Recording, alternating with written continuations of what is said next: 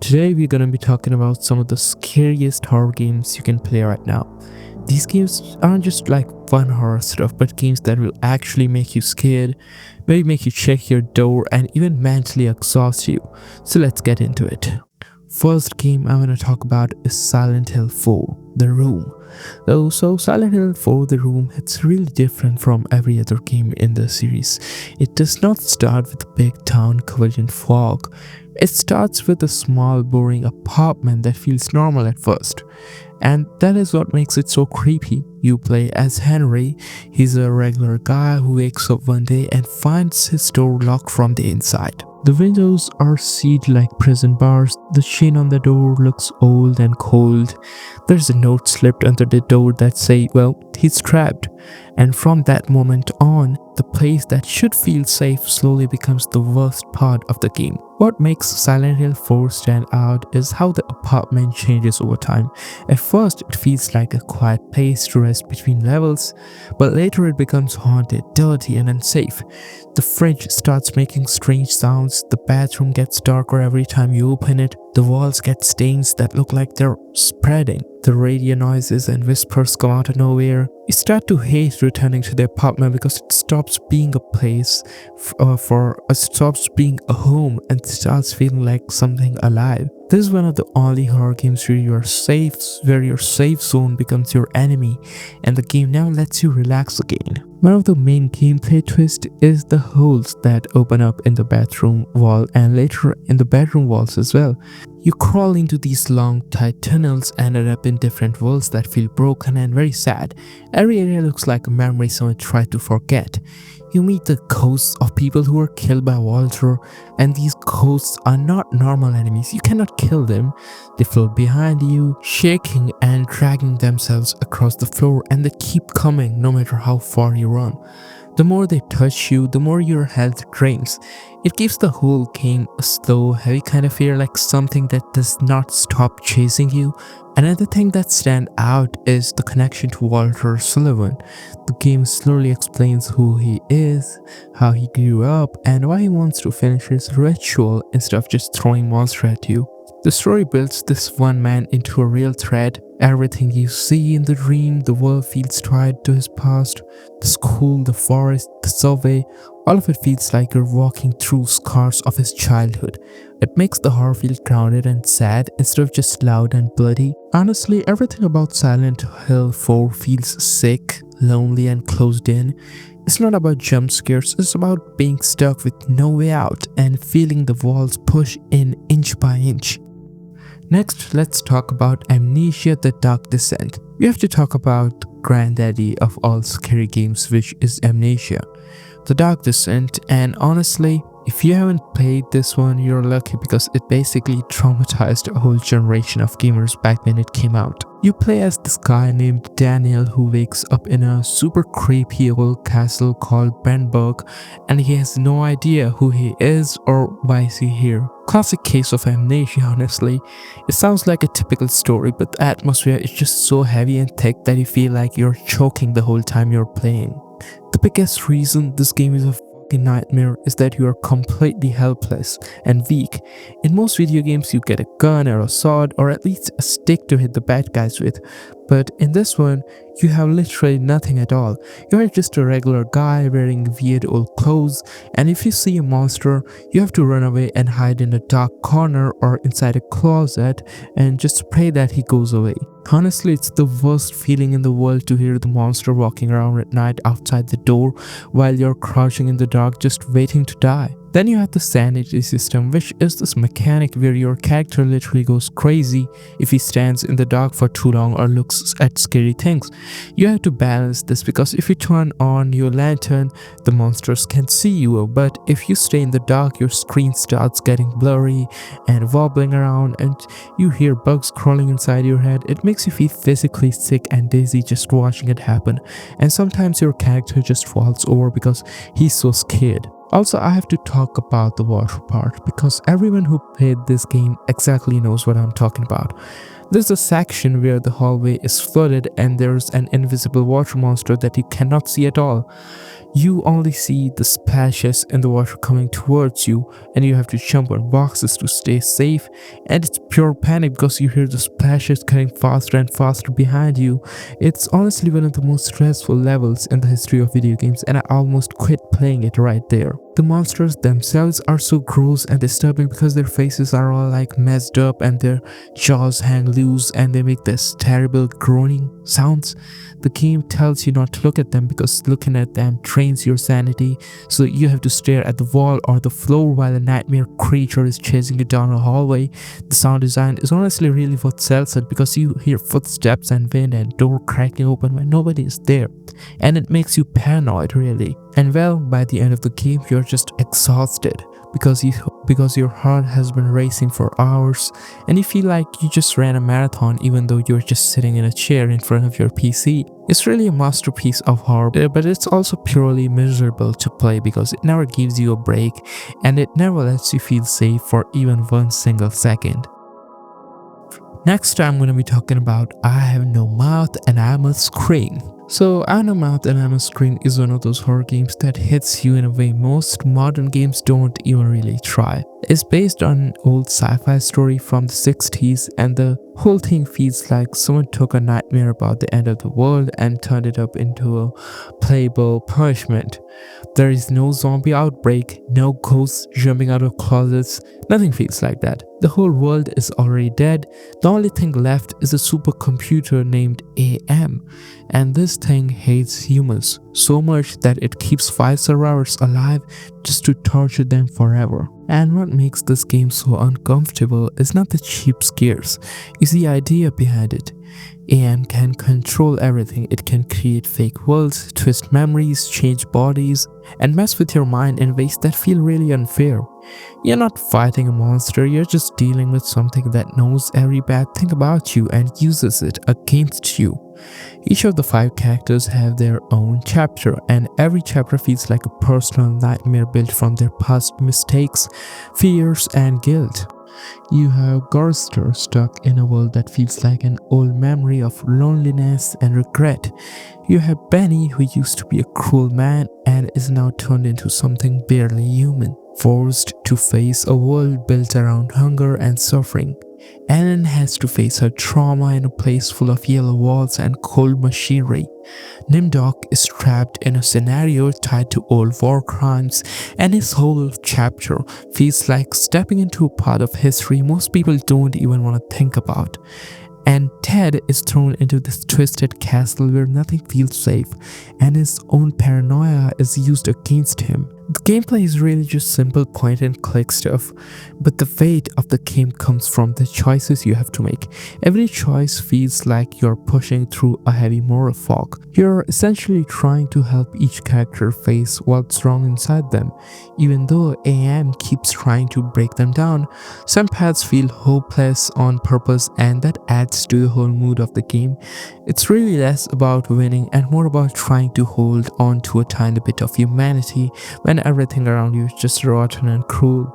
Now yeah, the game's visuals are really old, but they make the nightmare feel even rougher. Everything looks sharp and uncomfortable, like old comic art mixed with a fever dream. The voices are harsh and tired, and AM's voice, the computer guy's voice, is the worst part in a good way honestly. The actor who plays AM gives this cold mocking tone that feels like a machine trying to sound human just to hurt you. The reason this game stands out is because it does not treat horror like entertainment. It feels like a long, slow stare into everything people try to avoid talking about. There's abuse, guilt, cruelty, fear, and the idea that sometimes you cannot escape the things you did. Yet the game still leaves a little space for the idea of doing the right thing, even if it costs something. By the time you finish it, the world feels really empty, heavy, and quiet. It's the kind of horror that sticks in your head because it touches things most games stay away from. It feels like a nightmare about the human mind, not monsters. It is short, but it hits like something that was made to bother you, to sit your thoughts for days. So honestly, I Have No Mouth and I Must Scream is a pure psychological horror. The slow kind that crawls under your mood and stays there. It's cold, sad, and brutal, but that's exactly what makes it so unforgettable. Now next, let's discuss about Outlast and the Whistleblower DLC. If Amnesia was the old king of run and hide horror, then Outlast was the new king that came in swinging and really totally stole the crown because it just made everything worse in the most spectacular way possible. You play as Miles Upshur, who is a journalist who breaks into Mount Massive Asylum because he gets an anonymous tip about some really crazy and illegal experiments happening inside. The second you walk through the door, you realize this place is chaos and you are immediately trapped with nowhere to fight back, which is the whole point and why is it so scary. Your only tool is this video camera and you have to use the night vision to see in the pitch black hallways. That green glow is iconic, but it also means your batteries are constantly draining, and that is the real horror, honestly.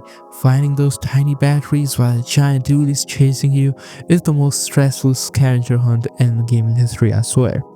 The monsters in this game are not just ghosts or demons, they are disgusting looking human experiments called variants who are absolutely homicidal and they're everywhere. You have the main villain named Chris Walker, who is this enormous guy who looks like a wrestler, and he's always around saying his catchphrase, "Little pig." And if he catches you, he literally rips your head off in the goriest way possible.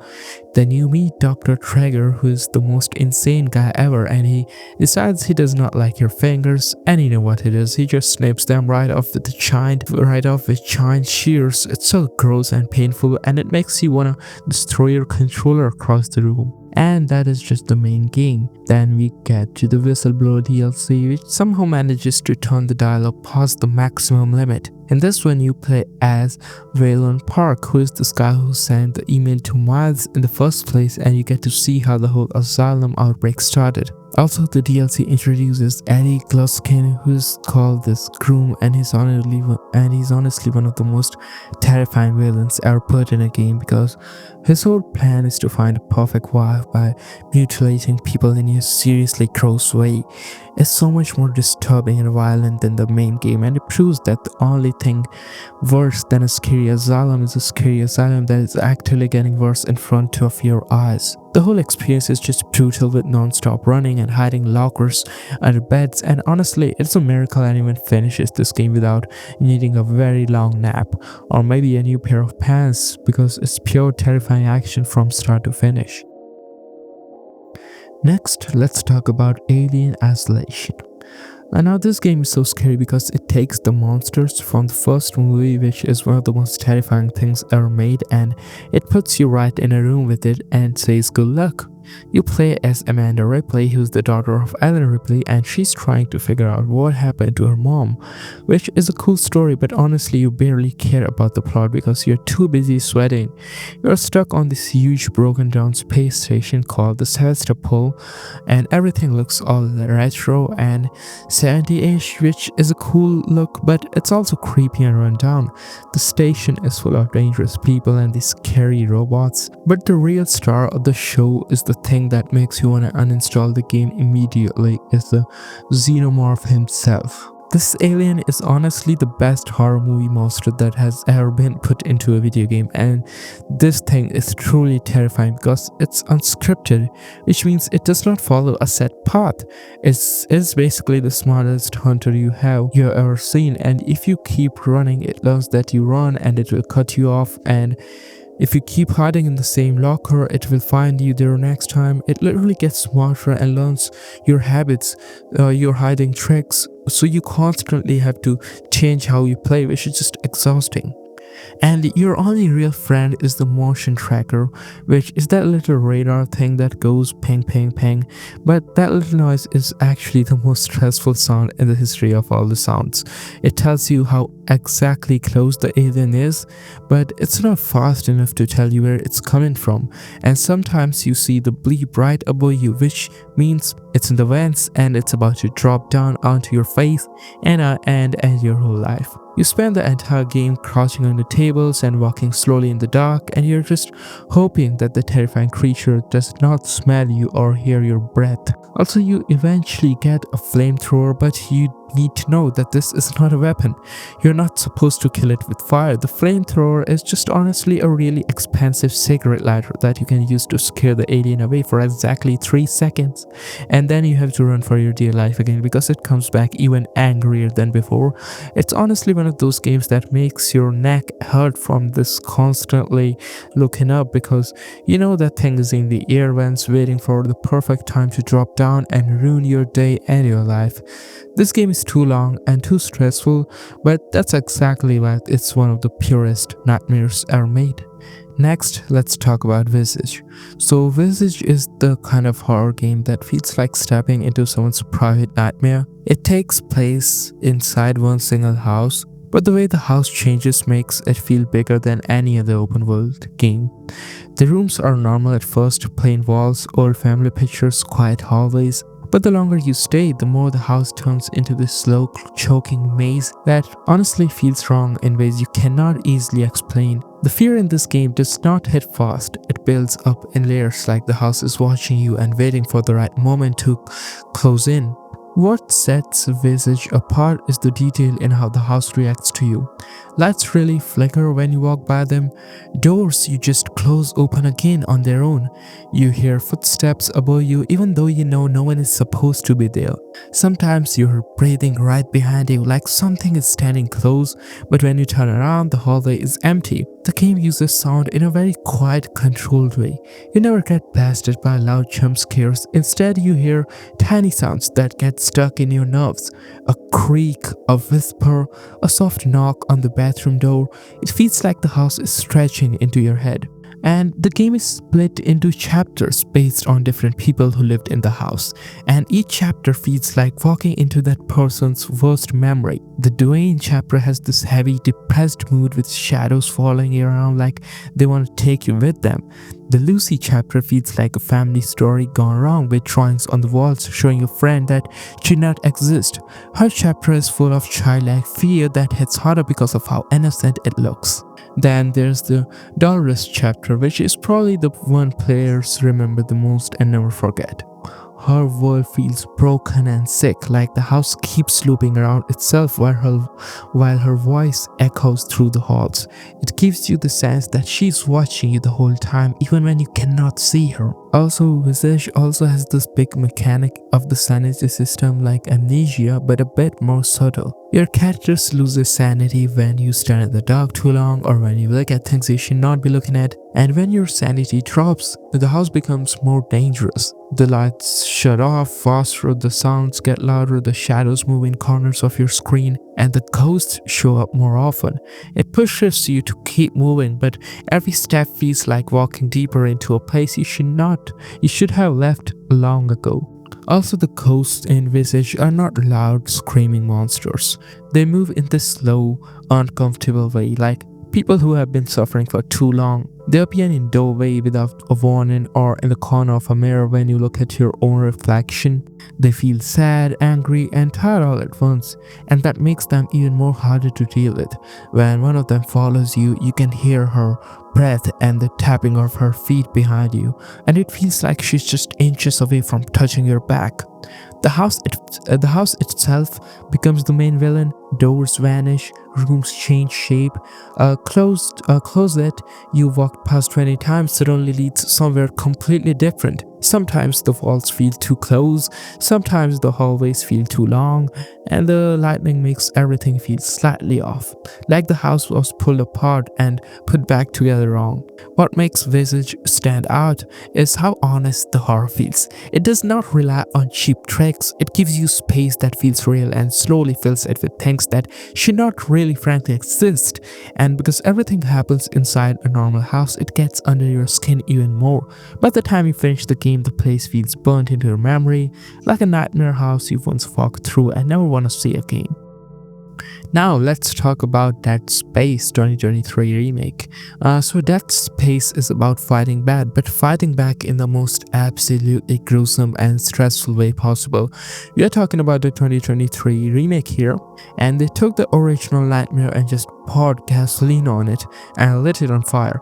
It is so much worse now. You play as Isaac Clarke, who is just a regular engineer, and he gets sent up to this giant mining spaceship called the USG Ishimura to fix something simple. But when he gets there, this whole ship is full of those terrifying monsters, and they're called the necromorphs. These are not just zombies, they are reanimated human corpses that have been mutated and twisted, and they look truly disgusting with blades coming out of their arms, and they run at you way too fast.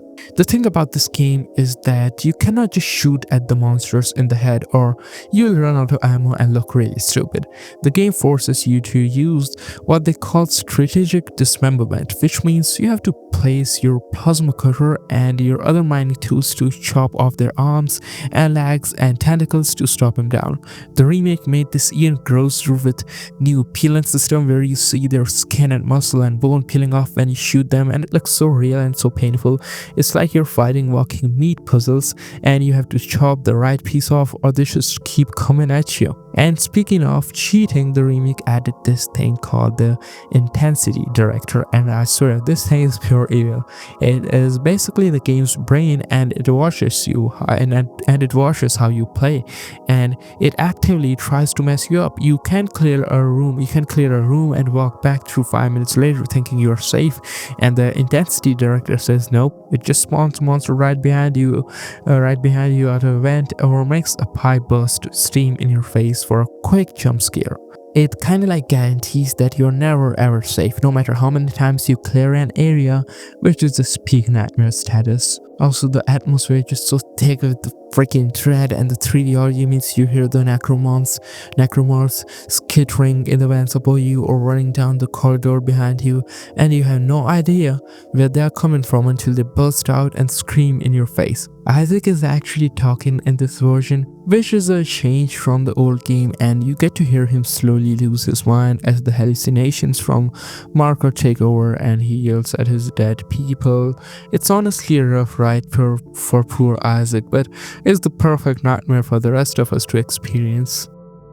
We absolutely have to include Resident Evil 7 Biohazard on this nightmare list because this game saved the entire franchise. For a while, Resident Evil was basically just an action game where you fought zombies with rocket launchers, and it was getting kinda stale and boring, but RE7 showed up and smacked us all in the face with a healthy dose of pure Southern Fried Nightmare fuel. The biggest thing they did was switch the camera to first person, and that was the smartest decision ever, because when a monster is chasing you down a narrow hallway, it is right in your face and there's no distance to make it feel safe. You play as Ethan Winters, who is just a normal guy looking for someone he's missing, and he ends up trapped inside this terrifying, disgusting, dilapidated Baker farmhouse in Louisiana, and that's where the nightmare really begins.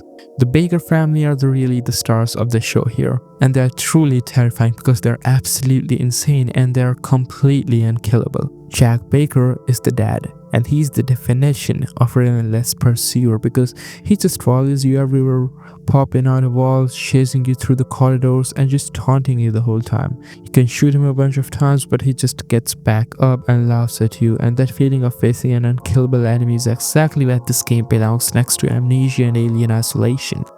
Then there is Margarita, who is the mom, and she's covered in bugs, and she throws those bugs at you and she's just screaming, flying around the house.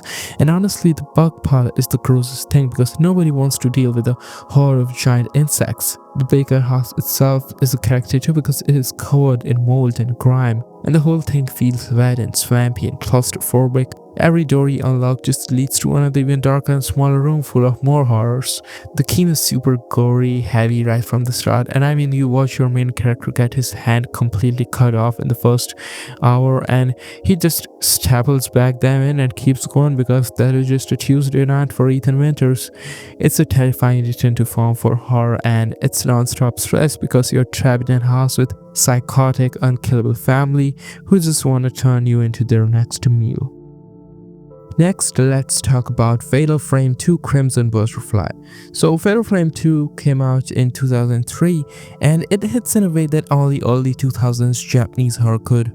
This was back when horror games were still trying weird ideas, not just copying whatever was popular. It was developed by Tecmo's old Project Zero team, a small group that basically lived and breathed Japanese horror coast folklore stuff. These folks weren't trying to make something flashy, they wanted something slow, sad, and uncomfortable, and Crimson Butterfly is pretty much their peak. So as the game came out in 2003, which is kind of wild because that was the same era as Silent Hill 3, the early Resident Evil games, and all those classic J-horror movies. That whole period had a very specific kind of horror, low light, quiet tension, and this feeling that the world was cold and tired. Fatal Frame 2 sits right in the center of that mood. So the story drops you into All Gods Village, a quiet, empty place that feels like time stopped right there after something went horribly wrong. The houses are old wooden Japanese homes, sliding doors, narrow walkways, dusty attics, and rooms full of weird personal objects like nobody ever came back to collect them. The world feels lived in like you're walking through the aftermath of a tragedy instead of a horror set piece. You play as Mio and Mayu, two sisters who get pulled into the village after Mayu sees a strange crimson butterfly. That tiny detail becomes the whole theme of the game, beauty mixed with something deeply painful.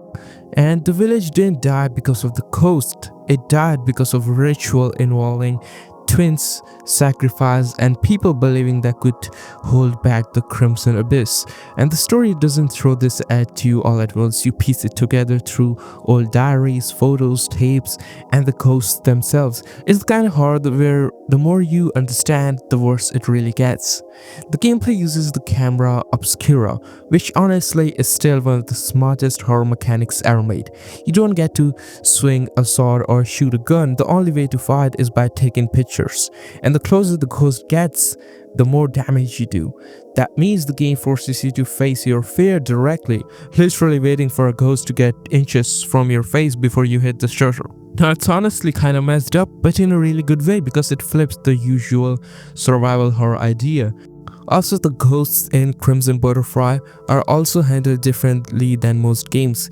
They're not random enemies thrown in for a scare.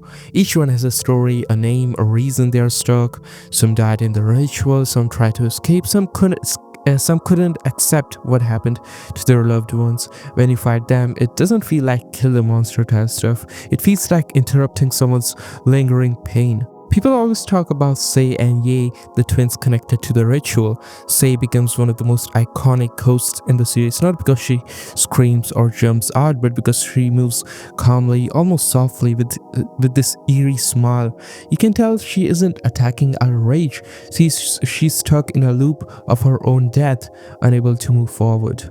Also, the atmosphere is the backbone of everything. You get long stretches of silence where the only sounds are wooden floors, faint wind, soft humming, or maybe whispering behind you. And the game never rushes. You walk slowly because the house architecture doesn't allow speed. Tight corners, dim lanterns, long empty hallways, it's all built to make you feel trapped in there. And also, you can't talk about Crimson Butterfly without mentioning how the different endings hit. Some are heartbreaking, some are gentle, some are straight up gut punches. The game doesn't aim for you like you escaped, yeah, hooray. It wants you to feel the cost of it. So honestly, Crimson Butterfly stands out because it mixes folklore, tragedy, and psychological fear in a way that feels really real. It isn't built on cheap shocks, it's built on guilt, memory, broken traditions, and the idea of losing someone you care about when you finish it. You don't walk away thinking about monsters, you think about the village, the twins, the rituals, the way the camera forces you to face each ghost, and that last walk through the butterfly forest. It's one of those horror games that stays in your head not because of loud moments, but because of how human the whole entire nightmare feels.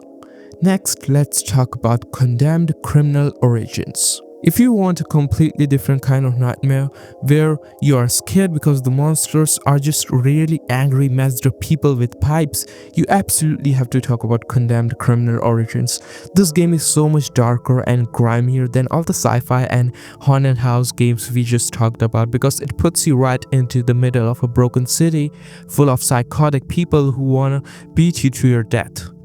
You play as Ethan Thomas, who is an FBI forensic guy who gets framed for murder, and now he's on the run in the grossest part of the city like abandoned schools and dark subway tunnels. The atmosphere is just pure urban decay and filth, and everywhere you look there is garbage and shadows and the unsettling feeling that someone is watching you. The horror in this game is not about running from giant monsters, it's about terrifying close quarters combat. This is not really a shooting combat game, and your gun is mostly useless, so you have to fight everyone with rusty pipes and 2x4s and crowbars that you rip off the wall. The fighting is super brutal and close up, and it's really hard because you have to block and dodge like a boxer, but the person you are fighting is a screaming crazy person who moves too fast and is trying to hit you with a shovel. You're not fighting for a glory, you're fighting for your actual life, and it feels scrappy and desperate the whole time. And the enemies are really smart about hiding, and that is what makes it really so stressful. They do not just stand in open, they hide around corners, they jump out of lockers, they peek around doors, and they will follow you in the dark. You're constantly hearing weird scrapping noises and heavy breathing coming from the shadows, and you just do not know if the person with the baseball bat is 10 feet away or right behind you. The jump scares are short, but they are intense because the enemy is immediately in your face and ready to swing. And also here's another thing, you're supposed to be a forensic investigator, so the game constantly forces you to slow down and use tools like the UV light or camera to find evidence. So you have to stop and look at fingerprints or blood splatter while there is a maniac with a hatchet lurking in the darkness waiting for you to put your camera away. It's a brilliant way to make the scary parts even worse because the game forces you to stand still when every part of your body is screaming at you to run. Next, let's talk about System Shock 2. Look, you cannot talk about horror on a spaceship without bowing down to this classic from 1999. This was a co-development between the legendary Looking Glass Studios and the very first game from a brand new studios called Irrational Games. So this game is not just a precursor to Bioshock, it is literally the pure undulated blueprint for the entire sim genre. And it's horrifying because it makes you feel weak and stupid. The fear here is not just some stupid cheap jump scares, it's this constant grating psychological dread. You wake up on the Starship One Braun after a cryo-sleep surgery, and the whole place is a metal graveyard infested by this disgusting alien psychic hive mind called the Many. The atmosphere is thick and greasy, and the sound design is still one of the best ever made. You hear the mutated crew members, the hybrids shuffling around in the dark, and the absolute worst part is the sound they make. You hear their broken, distorted voices whispering things like, please kill me, and it's just bone chilling and so messed up because you are killing something that's literally begging you for death. What truly makes this a nightmare compared to those action games is the painful RPG system.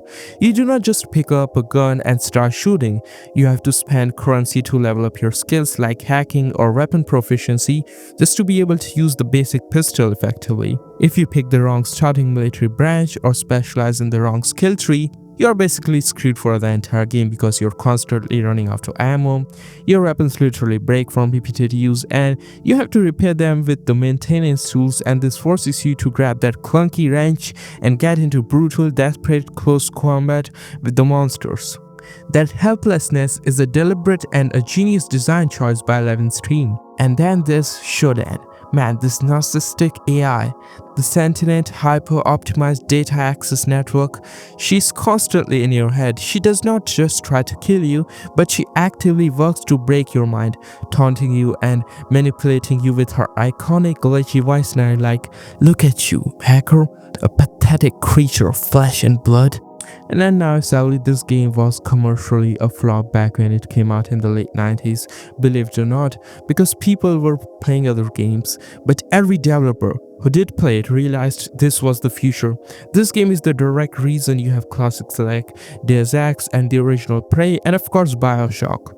And if you wanna know where the DNA of all the best modern first-person horror and RPG hybrids came from, this dark, claustrophobic starship from 1999 is where that pure nightmare really started. Next, let's talk about Alan Wake 2. If the first game was a spooky third-person shooter, this one is a full-on claustrophobic nightmare that feels way close to the modern Resident Evil remakes than anything else Remedy has ever done. And that shift is exactly why it's a pure nightmare view. They embraced the darkness and made every single bullet count. The brilliant and terrible thing about this game is that you're playing two totally different nightmare stories at the same time. You have Sega Anderson, the FBI agent, dealing with the traditional creepy cult stuff and the shadow monsters called the Taken in this grim reality of Bright Falls and the terrifying dark Pacific Northwest woods. Sega's sections are the purest survival horror. You are constantly checking your corners, running out of ammo, and those Taken monsters jump out of the shadows and are surprisingly tanky. Then you have Alan trapped in this dark place, which is this neon-lit, constantly rewriting nightmare city that looks like a terrible David Lynch fever dream. His whole story is just a non-stop psychological terror and meta horror where the world literally changes based on what he writes on his typewriter. So you are literally running through the pages of a story that is trying to kill you. And the scares are not just jump scares, they are reality collapsing and the floor disappearing, which is far more terrifying. Sega also has this mind place, which is this cool mechanic where she pauses the action to put clues on a detective board in her head and profile the killers. It's clever and it's definitely the core of the investigation, but having to stop the horror to organize your notes on a mood board just adds to the tension, because the second you leave that mental safe place, a monster is waiting you right around the corner.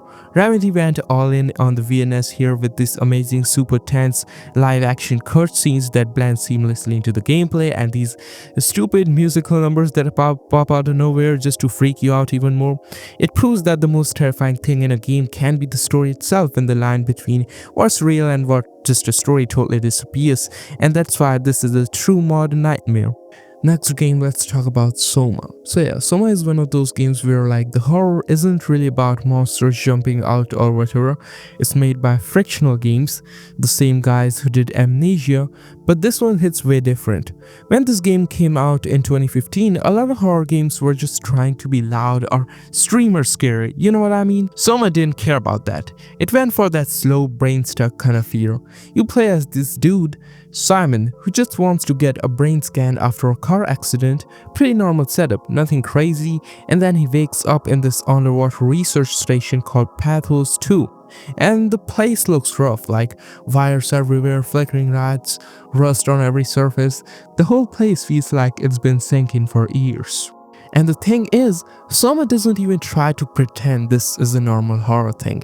It's not ghosts or demons, it's like the world ended, humanity got straight up wiped out, and the only things left are these machines that kind of think they're people.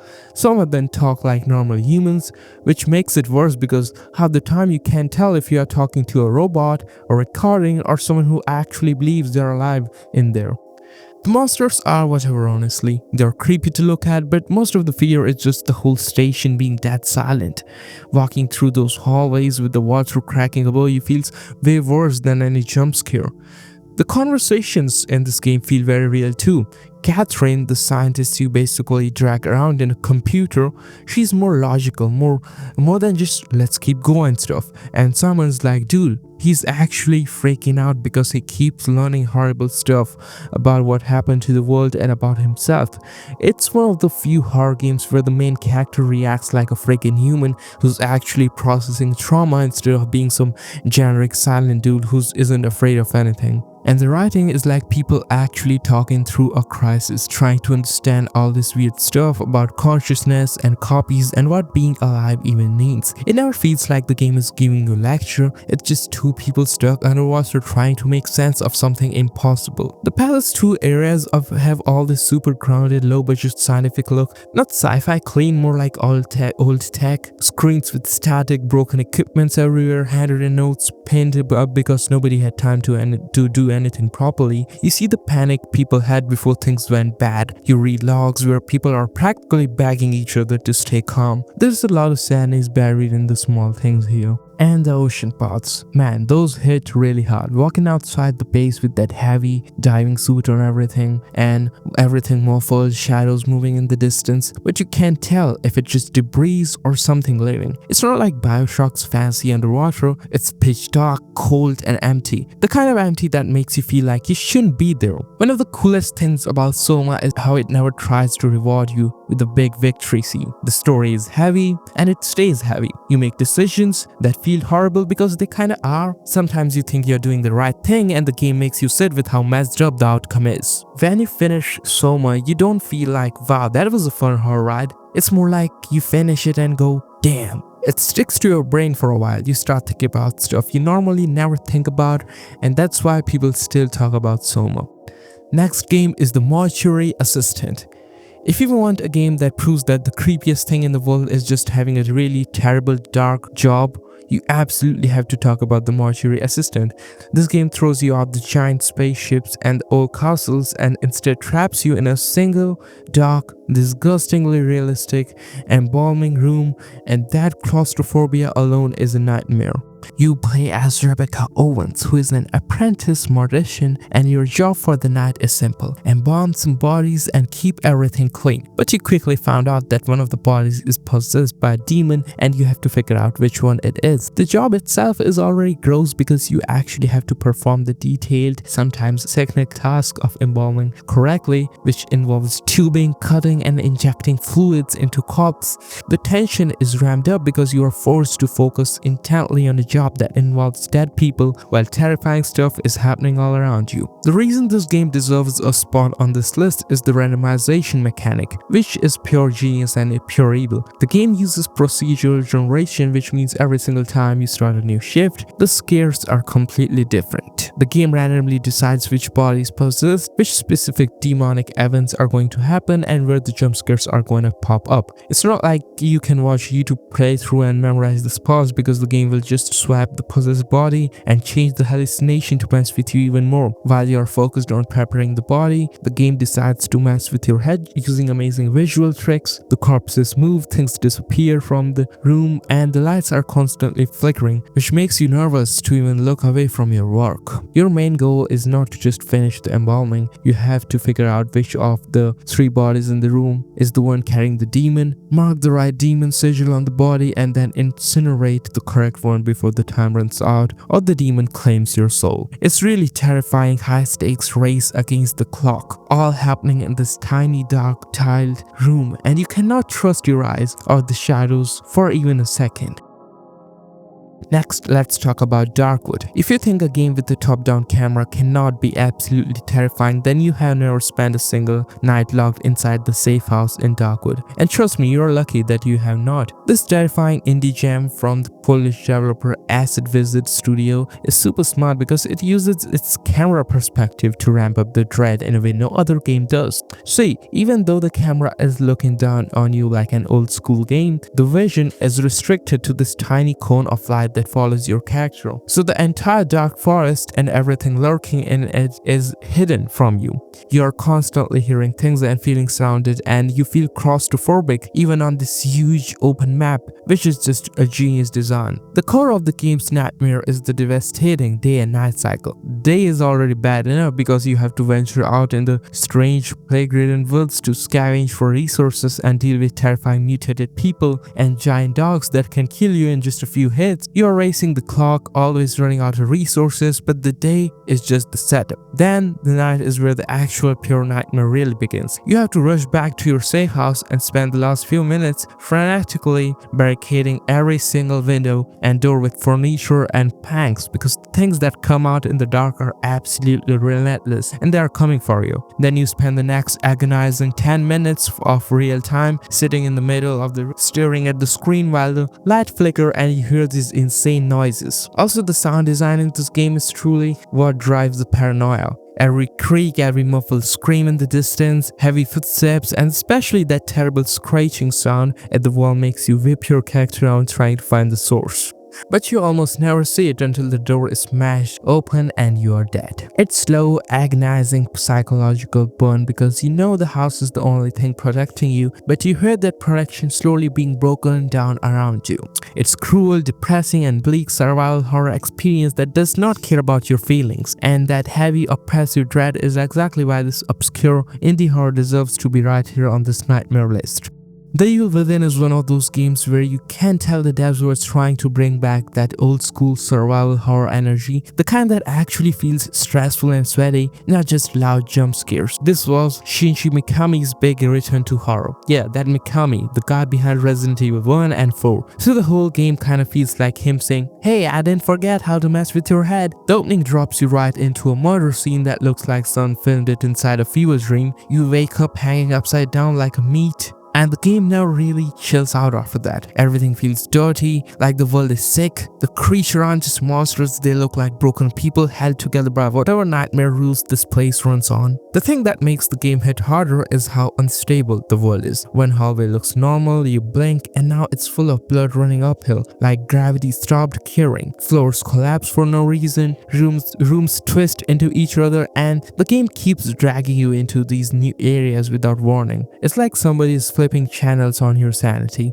Gameplay-wise, it's that classic Mikami formula. Ammo is tight, enemies soak up in more bullets than you want to give them, and you are constantly deciding if you should snake, run, or burn the whole damn thing before it gets back up. Also, the matches mechanic is weird at first, but it adds up to this cool tension where you're like, okay, if I don't set this body on fire, if you ruin my life in the next 5 minutes. The game isn't afraid to be mean either. Traps everywhere, stuff exploding in your face, and heads crawling out of nowhere. And the whole stem machine thing running underneath the story gives it that cool sci-fi horror layer. You are never totally sure what's real, which is kind of the point. The more you play, the more it feels like the world is stitched together from someone's trauma, and you're stuck walking through their worst memories.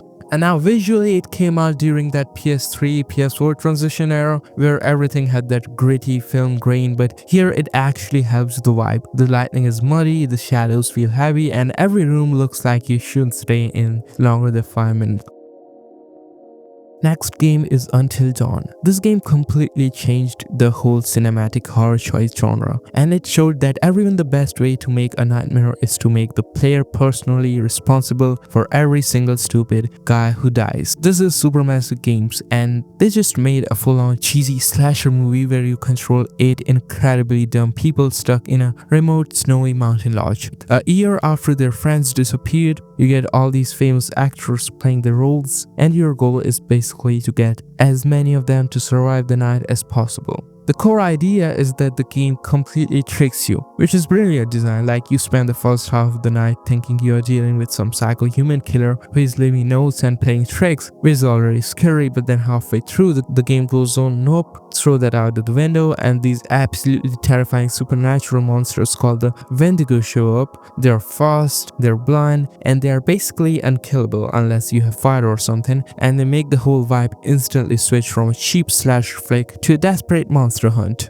In Until Dawn, the whole terror is built on that butterfly effect mechanic. You know, every tiny little choice we make in chapter 1, like whether you pick up a dumb wooden totem or choose to drop a flare, can absolutely be the thing that gets someone killed 8 hours later. There's no reloading a save if someone dies, they are gone for good. And you have to live with your terrible choices for the rest of the night, which is just insane pressure if you want to keep everyone alive and safe. Also, one of the best part and the most stressful mechanic ever is the don't move segments. When the monster is right there and it haunts by sound, the game forces you to literally hold your PlayStation controller perfectly still without moving the stick. You're sitting on the couch shaking because your heart is pounding and the controller is shaking, and you know, if you breathe too hard, one of your dumb friends is going to get their face ripped off. It's pure stress, man. Like, controlling the shaking is the entire game at that point.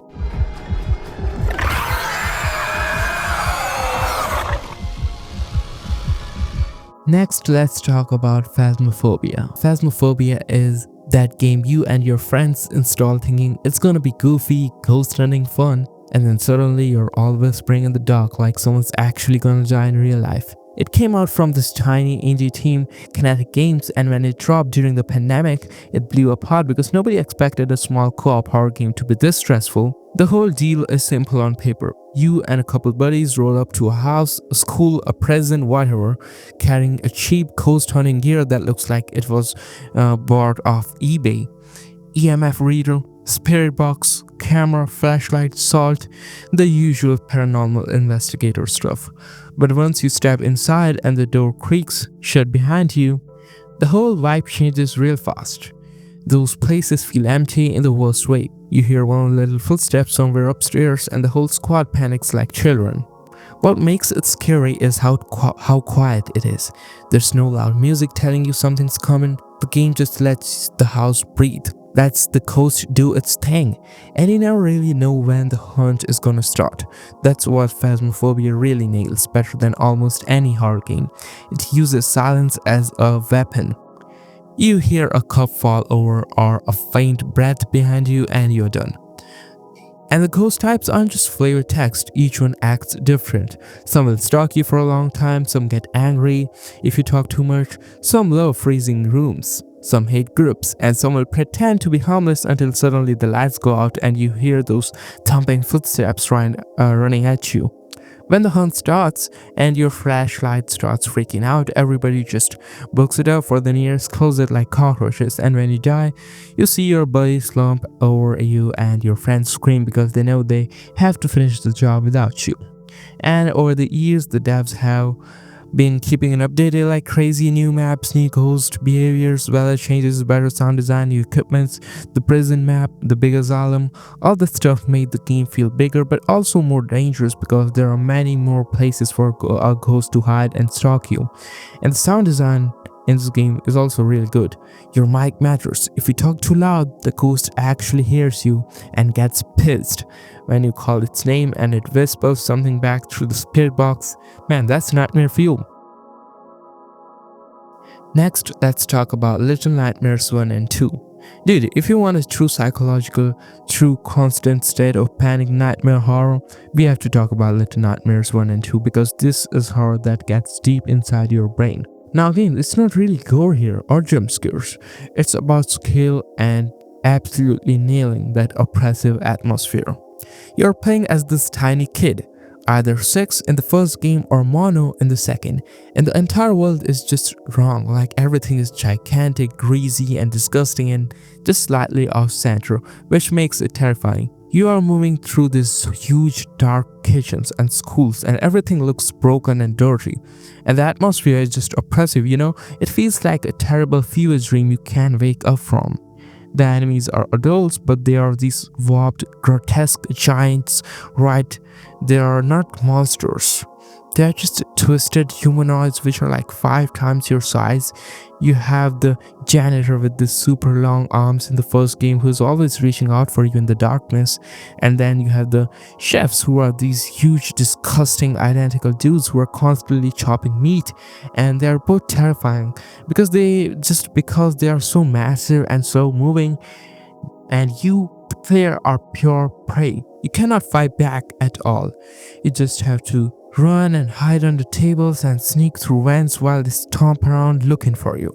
And then comes the Little Nightmares 2 that just makes it worse by throwing mono into this terrible city, and you have to deal with the terrifying long-necked teacher in the school or the doctor who is crawling around the hospital ceiling, which is just a nightmare. The second game really leans into the environmental puzzles and that desperate teamwork between the kids, which is super stressful when a giant deformed monster is chasing you and you know that one wrong jump means immediate death.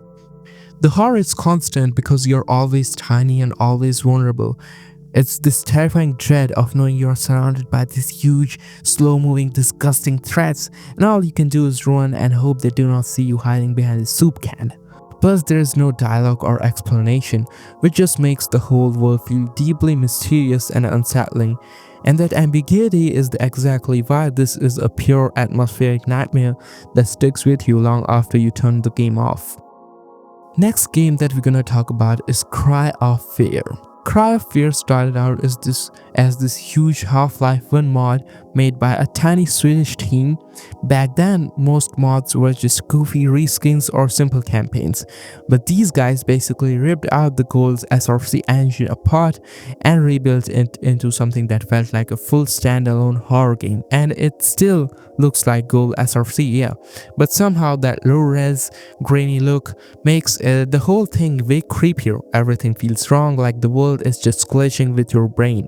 You play as Simon, this depressed kid stuck wandering around a cold, empty Swedish city at night. The whole thing has this sad, lonely vibe. No warm lights, no friendly faces, just dark streets, busted apartments, and monsters that look like they crawled out of someone's diary. And that's the point. The game isn't about ghosts or virus. It's about Simon's head falling apart and the world blends with him. The monsters are messed up in a very specific way. They're not just scary creatures, they feel personal. Tall, twitchy bodies, stitched faces, things dragging knives on the ground. It's not gore for shock value, it's more psychological, like these things are shaped by anxiety and self-hate. The animations are janky, but in a really good way. It looks wrong, it moves wrong, and that hits harder than any clean AAA enemy. Combat is crappy and clumsy, and the game does that on purpose. Your flashlight and gun share the same head, which means you can't see and shoot at the same time unless you find one of those rare mounted lights. So, you're constantly panicking, swinging around a dim flashlight while something breathes behind you. Ammo is really tight, your health fucking sucks, and most enemies can kill you fast if you get sloppy. It feels more like a survivor horror fight than an action game. And then the atmosphere. They really nailed it. That old gold SRC lightning, the weird fog, the constant feeling that something is waiting around the corner, even if the hallway is empty. The sound design is like 50% of the horror. Random knocks, distant crying, heavy breathing, doors slamming somewhere you can't see. And when the music kicks in, it's always this cold, depressing ambient stuff that feels like it should be playing in an abandoned subway at 3 a.m. And one of the coolest part is how much content they packed into it. Multiple endings, a full campaign, side stories, secret areas, even a co-op mode. And again, this is from a tiny indie team working on an ancient engine. Back in the day, people were shocked at how much heart and detail this thing had. It wasn't really trying to be indie cute horror. It was raw and brutal in a way most horror games didn't touch back then. Cry of Fear isn't really a clean and polished game, honestly. It's rough, uncomfortable, and kind of miserable, but it's exactly why people still talk about it. It feels like a pure nightmare someone actually had, not something a studio cooked up in a meeting room. Next game is F.E.A.R, and this is the game that proved you could have the best first-person shooter action game and also be the scariest thing you ever played, like simultaneously. The game is from Monolith Productions back in 2005. It was just ahead of its time, and it truly is a nightmare blend of two genres. The fighting in this game is really good because of that slow motion ride, the reflex time mechanic where you can just dive across the room and shoot people in the legs and watch the physics go crazy. And the anime AI is still some of the smartest ever. They flank you and the screen coordinates at each other, which is really cool, but actual horror comes right in the middle of that action, which is what messes with your head. You are having this intense slow motion gunfight, everything is going crazy, and then bam, Alma Wade is just standing there in her little dress in front of you screaming, or maybe just in a shadow corner. She's the source of the real nightmare feel, man. This terrifying psychic little girl who's clearly ripped out right of those intense Japanese horror movies like The Ring. She appears as quick, sudden flashes, and she's so unsettling because you never know when she's going to show up. The whole thing about this game does is blend the two genres so seamlessly. You clear a massive room full of soldiers, you think you're safe, and then the lights flicker, the screen goes fuzzy, and there are these rapid fire hallucinations, whispers of blood dripping from the ceiling, and sometimes just a terrifying flash of Alma right in your face. It is the non-stop jump scares and psychological tricks that hit you, so you never get a break. You're always really tense.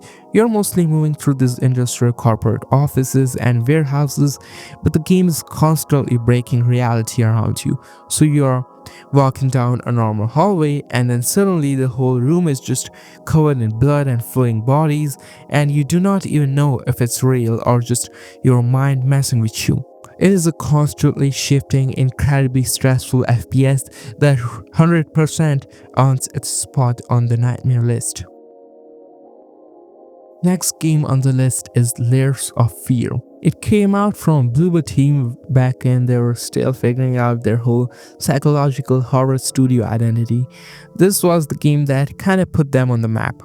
It dropped during that era where the horror games were moved away from combat and focused more on slow burn tension. And honestly, this one still holds up because it commits to one idea and goes all in with it. So you play as this broken alcoholic painter who's basically falling apart in every possible way. The whole game takes place inside his huge old house, but the house might as well be a living creature. Every hallway, every door, every room feels like it's reacting to what's happening in his head. That's the main hook of Layers of Fear. The house is not just a spooky house, it's the painter's mind melting in real time. The moment that really sells the vibe is how the game keeps messing with the space. You turn around and the door is gone. You walk forward and the hallway stretches like it's made of rubber. You open the door and suddenly you're in the same room, but everything's slightly wrong. It's like the house is gaslighting you and laughing at you at the whole time. Bloober loves doing that trick where you look away for 1 second and when you turn back the entire room has changed. They do it so often that you start expecting it, but somehow it still hits and feels scary every single time. The story moves through these little memories and paintings you find, and every one of them feels like a piece of a life that went horribly off the rails. The painter's obsession with his family falling apart and his anger, the guilt, the self-hate, and all of that bleeds into the visuals. The art style is weird, but it's really good to look at. Paintings stretch and melt, piles of brushes spill across the floor, dolls appear in places they should not, the walls rot and twist like wet canvas. It's not trying to shock you with gore, it's more like the entire world is quietly rotting from the inside. This was also during that Unity horror boom era when everyone made a walking sim with jump scares, but Layers of Fear stood out because it actually had direction. It had a backbone, it wanted to tell a story about obsession, perfection, and self-destruction, and yeah, the game is basically one long haunted house ride, and it's a really well designed one. The pacing is right, the pacing is tight, the transitions are smooth as hell, and the environmental tricks are honestly still impressive today. Bloober also packed in a ton of little details like how the house changes depending on the phase of the painter's breakdown you are in. Sometimes the room feels empty and lonely, sometimes they're choking with furniture stacked to the ceiling, sometimes everything looks like something spilled gasoline on reality and lit it on fire. The sound design is also doing a lot of work here, creaking floors, distant crying whispers behind the walls, and that quiet violin that always makes you feel like something is standing behind you, even if there's nothing here. It's not a hard game and you don't fight anything, but the whole point is the atmosphere. Layers of Fear is all about sinking you into this painter's nightmare and letting it tighten around your neck slowly. It doesn't scare you by jumping out. It really scares you by showing you how far a person can fall when their mind starts eating itself alive. It's really stylish and sick in a very artsy way. And even years later, it still scratches that pure psychological horror itch better than most run from the monster games.